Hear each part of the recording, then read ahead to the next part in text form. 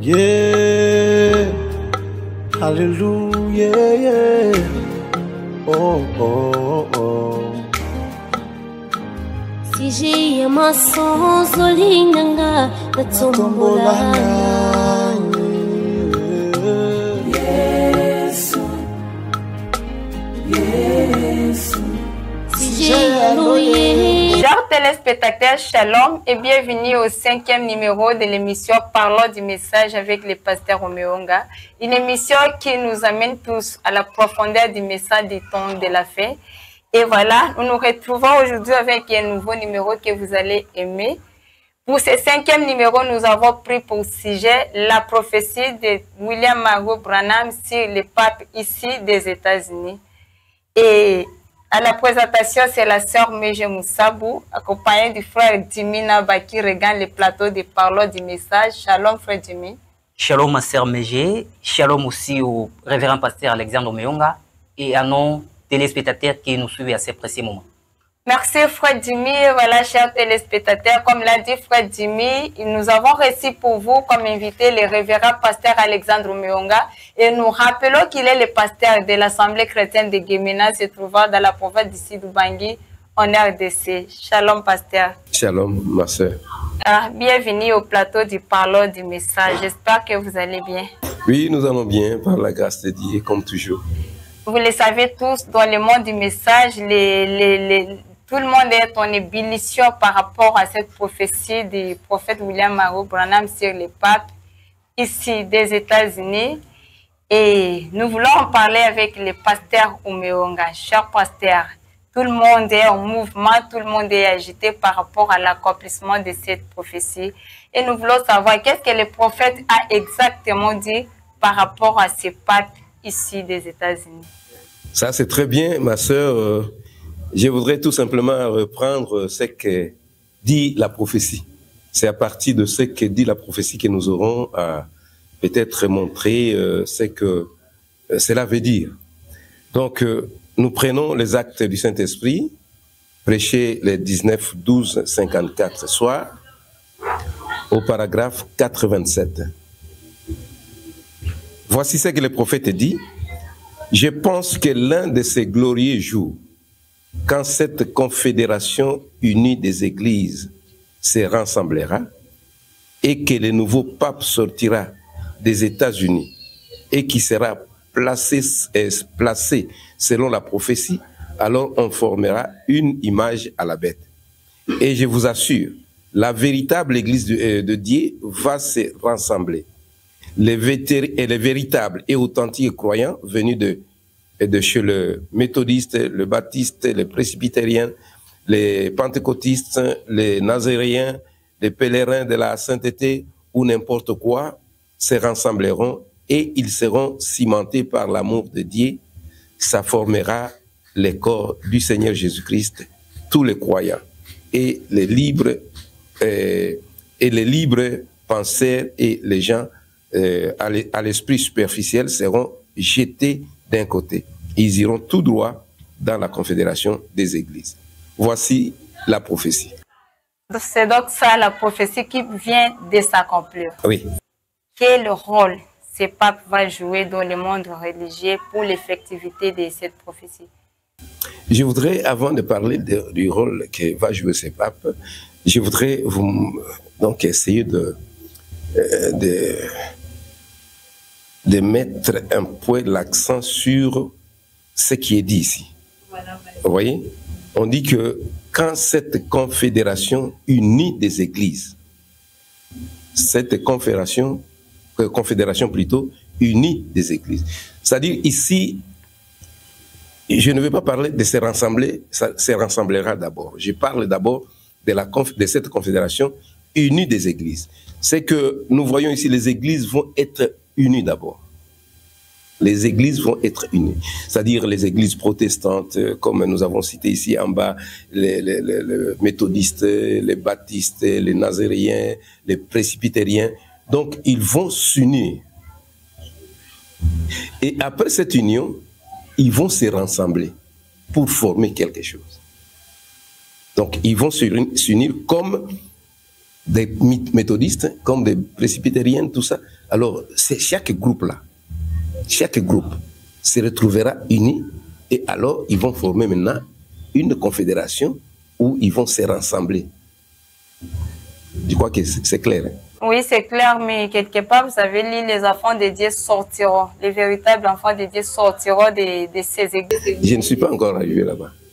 Je ne suis pas encore arrivé là. Je voudrais faire comprendre aux gens que ici, les gens qui se rassemblent, les gens qui se rassembleront, cette confédération qui va se rassembler, ça sera d'abord l'union. Les gens, les méthodistes vont s'unir, tous les méthodistes vont s'unir, tous les pentecôtistes vont s'unir, tous les nazaréens vont s'unir. Alors, toutes ces unions-là, ensemble, ils vont se rassembler maintenant autour de quelque chose. C'est ce que nous allons appeler ici l'image à la bête. L'image à la bête. Oui, c'est ces rassemblements-là, de toutes ces églises-là, qui vont être unies pour former maintenant l'image à la bête. Voilà, cher pasteur, une petite question me vient en tête. Ça va d'entrer dans le rôle que va jouer ces papes. Parce que vous avez parlé dans les futurs, ils formeront l'image à la bête. Ça veut dire que jusque-là, on n'est pas encore arrivé à ce stade de l'image de la bête, si j'ai bien compris. Donc, quand on parle de l'image, je voudrais bien différencier ces choses-là. Je voudrais parler aussi de la marque de la bête. Quand on parle de l'image à la bête, c'est-à-dire il faudrait que la bête soit là. Et la bête va être là, et l'image sera là. Mais ce qu'il faut connaître maintenant, pendant que nous parlons, il y a des gens qui sont en train de recevoir la marque de la bête, comme les gens reçoivent aussi le Saint-Esprit. Sous quelle forme alors? Oui, la marque de la bête, quand on refuse de prendre la parole de Dieu, si on refuse le Saint-Esprit, quelqu'un qui n'a pas le Saint-Esprit, il n'y a que deux esprits. L'esprit de Dieu, l'esprit du diable, de Satan, quoi. Si vous n'avez pas l'esprit de Dieu, vous avez l'esprit satanique, diabolique. Donc la marque de la bête, c'est le diable. Et puis, quelqu'un peut avoir déjà la marque de la bête parce qu'il n'a pas reçu la parole de Dieu. Mais si on n'a pas encore les derniers livres, en ce que je sache, l'évangélisation continue. On est au dernier jour, mais on continue l'évangélisation. Qu'en est-il des enfants de Dieu prédestinés qui ne sont pas encore dans les bateaux de Noé? Je parle là du message du temps de la fête. Est-ce que du fait qu'ils n'ont pas encore reçu la parole, et aussi peuvent recevoir cette marque de la bête? Non, c'est pourquoi les prophètes disent. Là où nous avons dit que les véritables et authentiques croyants venus de chez les méthodistes, c'est-à-dire il y a encore l'espoir des gens qui vont sortir des méthodistes, qui vont sortir des assemblées de Dieu, qui vont sortir de choses presbytériennes, des nazaréens, ils vont sortir là-bas. Vous voyez? Alors je crois que tout ça, ça doit venir avec le temps. Hein? Ça va venir avec le temps. Ok, tout ça, ça doit venir avec le temps. Ce sont les propos du révérend pasteur Alexandre Omeonga. Chers téléspectateurs, nous continuons avec le 5e numéro de l'émission Parlons du message. Et nous parlons là de la prophétie de William Mario Branham, notre prophète, sur les papes ici des États-Unis. Cher pasteur, nous avons vraiment bien suivi ce que vous venez de dire. Vous avez relaté ce qui est dit à la prophétie. Et nous voulons savoir quel rôle ce pape va jouer. Oui,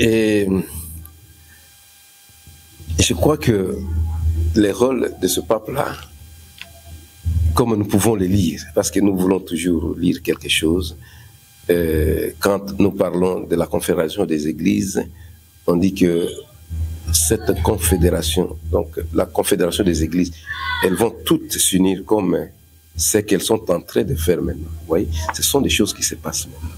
Aujourd'hui, il y a des gens qui s'unissent. Alors, ce pape, il a 3 étapes. Il doit passer par 3 étapes et les rôles qu'il va jouer pendant les 3 étapes, je peux dire ici. Donc, nous voyons ici qu'il va jouer ces rôles-là comme antichrist, comme un faux prophète et la bête.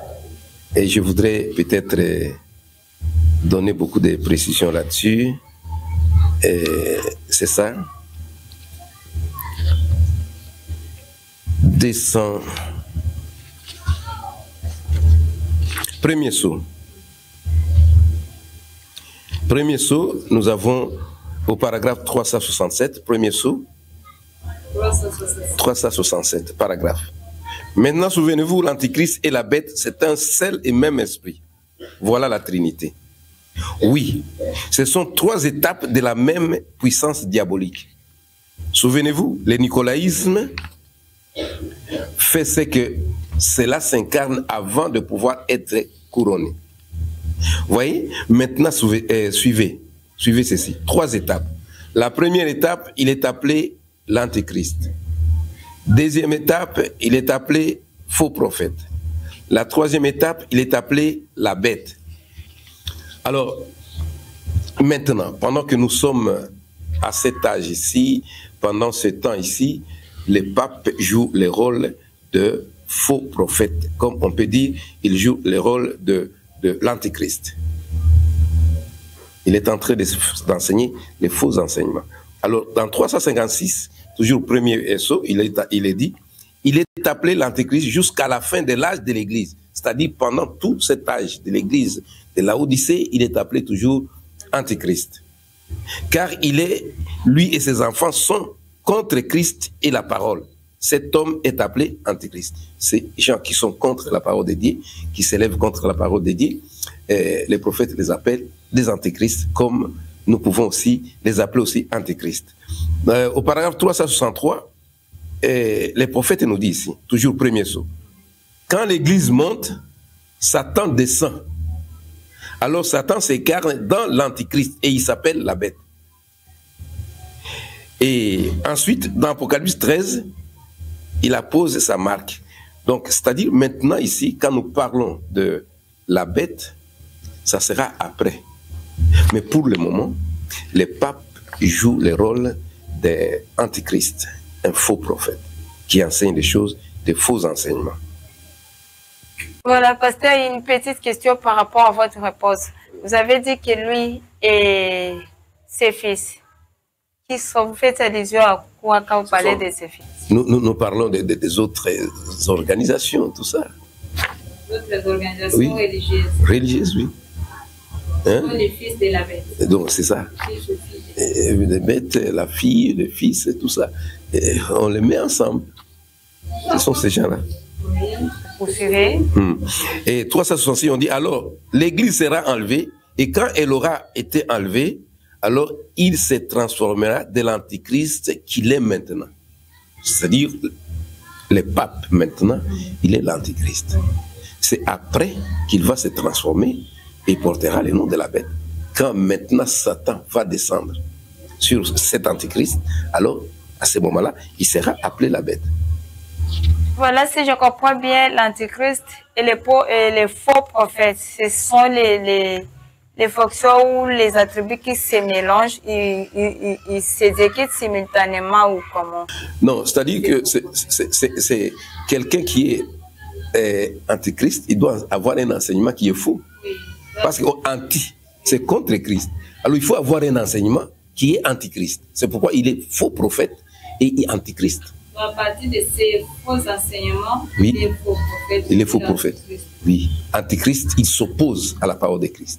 Alors pour s'opposer à la parole de Christ, vous devez avoir un enseignement qui doit s'opposer à cette... Il est contraire au véritable enseignement. Voilà, ok, c'est ça exactement. Alors, l'homme de Dieu, s'il vous plaît, nous venons de vous écouter, vous venez d'accentuer sur un terme, nicolaïsme. Qu'est-ce que cela veut dire, ce terme, nicolaïsme? Nicolaïsme? Oui, c'est justement, c'est un système qui a commencé dans le premier âge de l'Église à Éphèse. C'est-à-dire, c'était une idée, les gens voulaient enlever le Saint-Esprit de l'Église. C'est-à-dire, les gens ont amené leurs pensées. Au lieu de laisser le Saint-Esprit agir, ils ont amené leurs pensées dans l'Église. Alors, ces gens-là, ils ont formé cette doctrine qui nous appelons le nicolaïsme. Les nicolaïtes, ils voulaient dominer sur les gens. Donc, l'esprit de la domination. Donc, c'est ça, exactement. Ôter le Saint-Esprit de l'Église pour que l'homme puisse prendre la place. Alors cela est parti de cela, cette idée est partie, c'est devenu une doctrine. Cette doctrine maintenant, il a fallu que quelqu'un puisse enseigner cette doctrine. Alors celui qui a commencé, c'est le pape. c'est le pape. Donc, on peut dire que quand on parle de nicolaïsme, une doctrine qui veut à ce que les gens, une personne domine sur les autres, qui fait l'office, qui essaie de vouloir remplacer le Saint-Esprit, soit la présence de Dieu, et il se fait, il domine sur les autres. Et quand vous avez dit que c'est pape qui est là, donc on peut dire que d'office, c'est lui qui a cet esprit nicolaïte. C'est-à-dire, oui, exactement, parce que cet esprit a commencé et c'était un dire. Après, c'était devenu une doctrine. Alors, une doctrine, c'était un esprit. On ne pouvait pas couronner un esprit. Il a fallu trouver un homme qu'on devait couronner. À cet homme-là, c'est cet homme qu'on appelle pape, qu'on a couronné pour être incarner cette doctrine-là. Donc, le nicolaïsme s'incarne en lui. Ça s'incarne à lui et il devient pape. Et dans ses fonctions de pape, il passe par plusieurs étapes, comme nous avons dit. Il est le faux prophète, il est l'antichrist, il est la bête. Et donc, alors, c'est à chaque étape où il exerce ses fonctions, il prend un nom. Comme maintenant, il est le faux prophète. Il est l'antichrist. Mais il deviendra la bête après. Bon, cher pasteur, vous venez de satisfaire aux besoins de tous ceux qui nous écoutent à ce moment. Nous voudrions savoir, que peut-on parler d'une confédération des églises? Parce que, quelque part, là, vous avez dit, au rôle que jouera le pape, vous avez dit, en fait, les églises vont s'unir.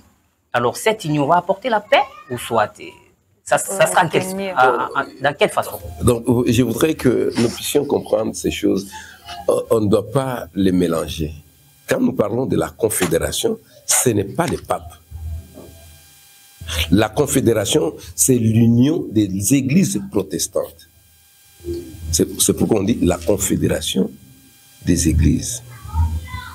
Vous voyez, cette confédération, ce sont les églises protestantes qui vont s'unir. Alors, de l'autre côté, il y aura les romatismes et les protestantismes. Les protestants d'un côté, les catholiques romains de l'autre côté. Alors maintenant, cette confédération va avoir comme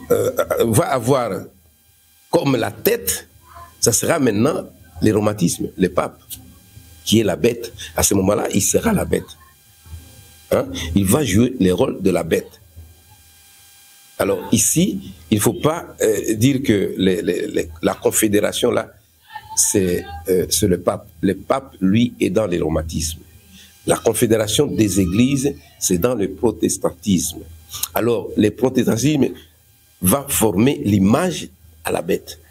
C'est-à-dire que ça va être une image, l'image à la bête, c'est-à-dire quelque chose qui ressemble à la bête, qui représente la bête. C'est-à-dire c'est ça. Donc c'est ce que nous pouvons dire ici. Cette image-là, ça va représenter exactement.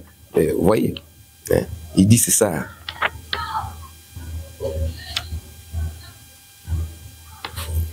Je vais parler de le début et de la fin de la dispensation de Gentil. Prêché le 9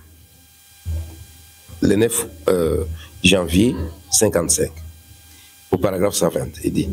Et la Bible dit que dans les derniers jours, Satan rôderait comme un lion rugissant. Aujourd'hui, il est en train de rassembler tous ses ennemis, tous ses amis, qui sont nos ennemis. Il est en train de les rassembler.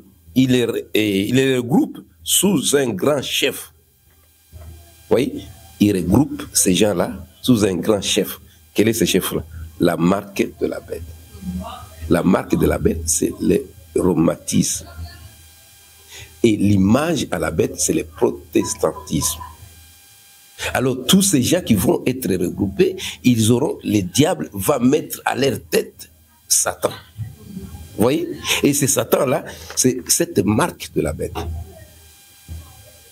Je ne sais pas si vous avez... Voilà, c'est clair. C'est clair pour moi que la confédération va jouer le rôle de l'image à la bête. Voilà. Et la bête, c'est celui qui va couronner. Donc, c'est le pouvoir de rhumatisme représenté par l'image là de la bête. Oui, l'image n'aura rien à faire. C'est la bête qui va commencer à parler, qui domine. Mais alors les autres verront cette image-là. Mais l'image n'aura rien à faire. Voilà, merci pour cette précision, détail. Une petite question par rapport à ça. Donc, la confédération, c'est un processus qui est déjà en cours ou bien on peut parler de ça dans les futurs? Non, c'est en cours. C'est en cours. Oui, c'est pendant, même à l'époque de William Marion Branham, cette confédération existait. Les gens sont en train de s'unir. Mais il faut bien comprendre une chose, que quand on construit une maison, on commence par la fondation, les murs, la charpente, la toiture, les fenêtres, tous les finissages, et puis les gens entrent. C'est comme ça. C'est-à-dire que cette histoire de confédération, ça a commencé à l'époque même de William Marion. Oui, ça va petit à petit. Et à un moment donné, avec ces papes ici, on arrivera à l'achèvement. C'est lui qui va donc mener cette histoire à l'achèvement. C'est-à-dire, quand on arrivera à la fin, c'est à ce moment-là que cette confédération va maintenant avoir comme tête ces papes-là. C'est la bête alors. Hein? On aura sur sa tête la bête. Bon, l'homme de Dieu, nous sommes satisfaits de votre réponse. Nous voudrions savoir pourquoi liez-vous cette histoire de la papauté, cette histoire de la bête à la papauté. Est-ce que la Bible en a parlé ou soit c'est selon le prophète? Oui, la Bible en a parlé. Je crois que dans Apocalypse 13, 18, 18, oui. Il dit, c'est ici la sagesse. Que celui qui a de l'intelligence calcule le nombre de la bête. Hein? Nous parlons de la bête ici. Alors on dit, la Bible nous dit, celui qui a de l'intelligence calcule le nombre de la bête. Il dit, car c'est un nombre d'hommes. Et son nombre est 666. Vous voyez? Oui. Alors, à partir de ça, le prophète, lui, quand il était allé à Rome, il est arrivé à Rome et il a vu que cette inscription-là, qui était sur les papes, Vicarius Filii, je vais voir ça, la marque de la bête, prédication, la marque de la bête, est prêchée le 13/5/54, 260 et 72. Regardez bien, c'est le nombre d'un homme. Et au-dessus du pape à Rome, il était écrit Vicarius Filii. Le vicaire, remplaçant de Dieu. Oui, le remplaçant du Fils de Dieu. Oui. C'est écrit en lettres romaines. Écrivez cela vous-même demain, Vicarius. V-I-C-I-R. Et continuez à l'écrire comme ça en lettres romaines. Tirez des traits là-dessus et quand vous calculez, vous verrez que c'est 660. Vous voyez? Alors, c'est ce que, quand le prophète était à Rome, il a vu ça. Il a compris immédiatement que le pape ici, c'est lui qui est la bête. C'est l'homme, pape, bête, qui est à Rome. L'église qui est assise sur les 7 collines. Ah oui, ce n'est pas les messages, soit le prophète Branham qui fait des papes la bête. Nous avons compris que c'est la Bible qui en a parlé. Et quand on regarde ce qui est écrit à la Bible, ça correspond à cette papauté. C'est ainsi que les papes ne comprennent pas qu'il est la bête. C'est difficile. C'est la Bible qui le dit. Hein? Oui. Il dit le nom, c'est un nombre d'hommes. Hein? Oui, cher pasteur, il y a encore autre sous-petite question. Je voudrais dire, est-ce que le prophète en avait parlé qu'il aura autre pape après ce tout premier pape américain, il y aura autre qui viendra ou soit. Bon, je pense que nous devons rester à ce que le prophète a dit. Hein. Le prophète n'a rien dit à ce sujet. Il a dit que ce que nous voyons ici, il a parlé d'un pape issu des États-Unis d'Amérique. Et quand ce pape arrivera, la confédération des églises seront unies. Et ils vont se rassembler à l'époque où les papes ici, sortis des États-Unis, sera à la tête. Donc il arrivera, c'est-à-dire la confédération des églises unies atteindront déjà leur apogée et ils vont se rassembler autour de ce pape pour former l'image à la bête.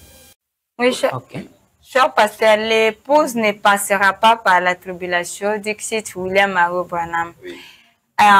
Pourrions-nous dire que le pape Léon XIV est le dernier pape et que l'épouse corps de Christ doit être enlevée sous son règne parce qu'il doit être parti avant. Et comme lui, il a déjà accédé à la papauté, si on dit qu'il fera l'image à la bête d'or, pourquoi nous dire que c'est lui le dernier et que l'épouse doit partir avant sa mort pour que, avant qu'il ne devienne la bête? Moi, je pense que ce qui est dit là, c'est clair. Vous voyez, c'est lui qui vient pendant son règne. Toutes les confédérations des églises seront unies et ils seront rassemblés pendant qu'il est pape. Et puis après, ils formeront l'image à la bête. Bon, alors maintenant, quand nous voyons la prophétie, nous, épouses, nous ne serons pas là. Quand l'image de la bête va être formée, nous ne serons pas là. On dit ici, c'est 1er sur 363, il dit, quand l'église monte, Satan descend. Alors Satan s'incarne dans l'antichrist et il s'appelle la bête. C'est-à-dire ici, l'église est montée. Vous voyez, quand l'église monte, Satan descend, il s'incarne dans cet antichrist qui devient la bête, mais nous ne serons plus là. Nous verrons seulement son rôle d'antichrist. Le rôle de la bête, l'épouse ne verra pas ça. C'est pourquoi je voudrais que vous puissiez comprendre que de l'antichrist à la bête, ce n'est pas quelque chose qui a une séparation totale comme ça, on ne sait pas. C'est quelque chose qui va s'entremêler. Comme les âges de l'église, on n'a pas de l'âge, par exemple, d'Éphèse à l'âge de Smyrne, c'est coupé, des choses de ça, de couper Smyrne et Sardes de couper, séparer, non. C'est-à-dire il y a donc ça se chevauche. C'est-à-dire qu'au fur et à mesure que nous sommes entrés, c'est ainsi que je voudrais vous montrer ici quand on parle des boycotts. C'est-à-dire à ce moment-là, les gens confondent les boycotts avec la tribulation. Il dit pendant la tribulation, personne n'achètera, ne vendra s'il n'a pas la marque de la bête. Mais l'épouse ne portera pas la marque de la bête. La marque de la bête vient après l'enlèvement de l'épouse. Donc on ne peut pas parler de l'épouse qui va souffrir de ces choses-là. Mais il y aura un boycott pendant que l'antichrist continuera à faire son travail comme antichrist. C'est quoi le boycott en termes clairs pour ceux qui nous suivent? Oui, boycott, c'est-à-dire que refuser aux gens leurs droits, ils ne peuvent pas vendre, ils ne peuvent pas. Donc l'église, les gens qui ne seront pas dans cette histoire-là, on va leur refuser, on va les boycotter. Une forte décision qui sera prise. Oui. Donc, c'est-à-dire, pendant même que nous sommes encore là, ce sont des pressions qui s'exercent maintenant sur l'épouse va subir maintenant la grande tribulation. Merci, cher pasteur, pour des belles précisions. Nous poursuivons, il nous reste un peu de temps. Mais moi, j'ai des nuances. Est-ce que ça veut dire qu'on peut calculer maintenant, vu l'âge du pape, on peut déjà avoir une idée à quand l'enlèvement? Parce que même s'il vit très longtemps, on ne pense pas qu'il va aller jusqu'à plus de centaines d'années. Parce qu'il a 69 ans pour l'instant. Bon, je ne sais pas, on ne peut pas calculer, parce qu'il n'y a personne qui connaît ça. Jésus-Christ a dit, personne, même les prophètes a dit, personne, quand il a ouvert les... Bon, les prophètes en ont parlé, et que personne ne connaît ça. Hein, c'est quelque chose qui est secret.